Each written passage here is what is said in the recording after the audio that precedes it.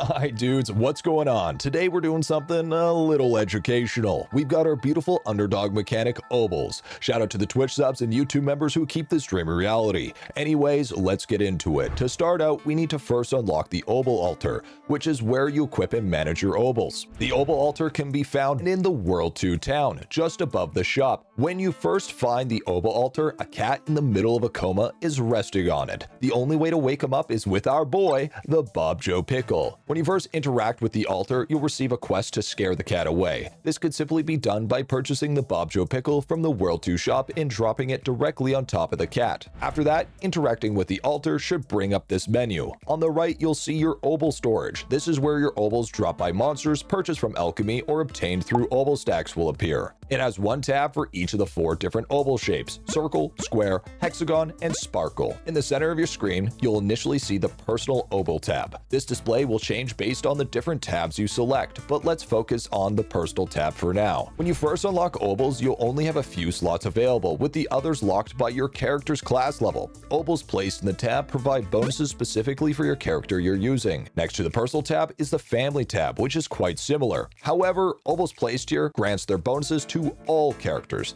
Slots in this tab unlocked based on your total account level. This is combined level of all your characters. Needless to say, most of your early OBOLs should be placed in the family tab, so every character benefits. Skipping over the upgrade tab for now, the last tab on your right is the totals tab. This tab simply shows all bonuses your current characters receive from both your family and personal OBOLs. It's even nicely color coded for people like me, because just like an IdleOn's player, well, I don't know how to read. The final tab we're going to talk about is the upgrades tab, which allows you to re-roll combined or fragment OBOLs. The fragment function is very simple. In order to re-roll and combine OBOLs, you need fragments and money. To obtain fragments, you recycle OBOLs or get them from the arcade. The amount of fragments received depends on the OBOL's rarity. Speaking of rarity, OBOLs have 5 levels: bronze, silver, gold, platinum, and dementia.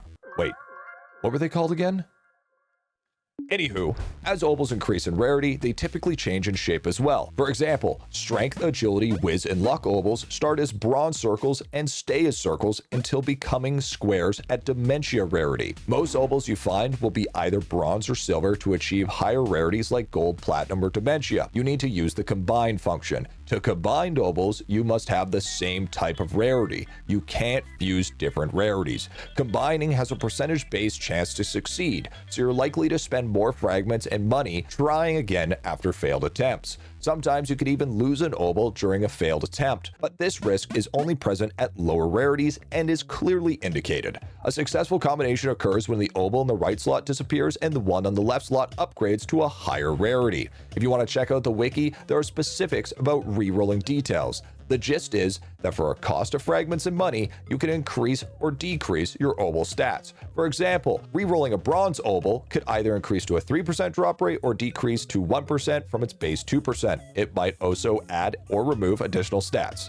Additionally, when combining OBOLs, the left slot OBOL retains its reroll stats after successful fusion. This little trick can save you some fragments. But do note, some OBOLs can't have certain miscellaneous stats upgraded. For instance, the chopping OBOL cannot gain more chopping power, so aim for main stat instead. Lastly, I lied. We're covering one final tab, the All Personals tab. This tab lets you view all the personal OBOLs tabs for your characters.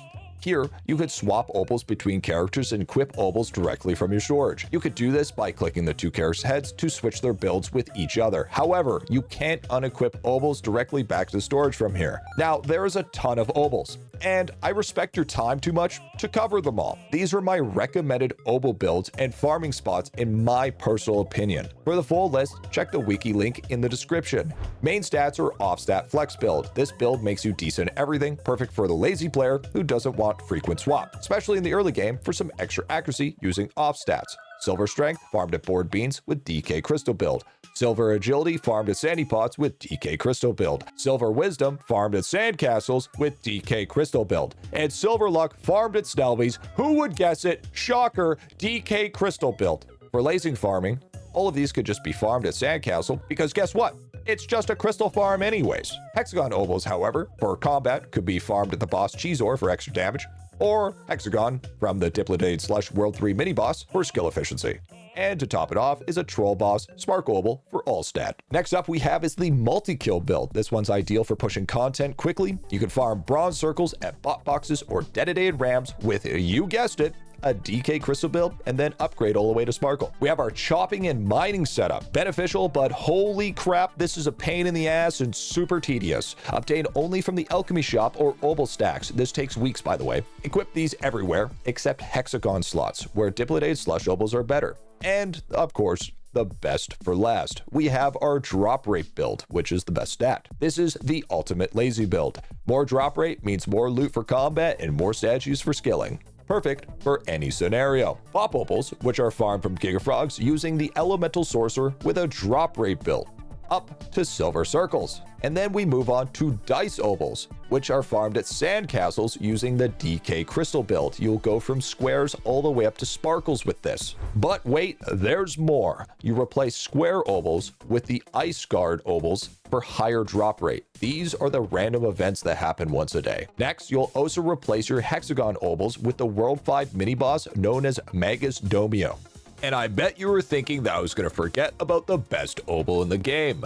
Molten Obol of the Dead Divine, which is a Sparkle Obol, which gives us 7 weapon power, 5% all AFK gains, and 2% total damage. This will replace majority of your Sparkle Obels if you're doing any sort of form of AFK games. And guess what? Those other two just take forever. Oh, and anybody that's talking about hyper Obels and how they're better, sure, they're better if you want to spend lots of money, and in the limited time FOMO shop, go blow chunks.